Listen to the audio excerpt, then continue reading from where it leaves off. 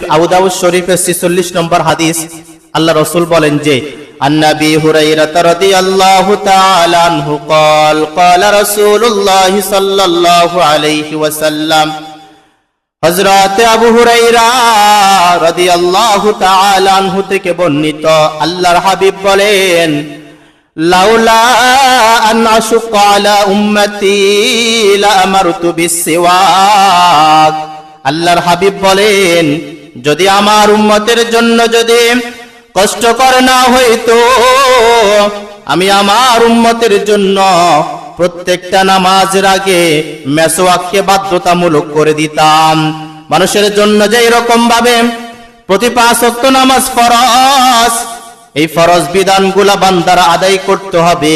আল্লাহর হাবিব বলেন যে যদি আমার উম্মতের জন্য এটা কষ্টকর যদি না মনে না করতাম, তাহলে প্রত্যেকটা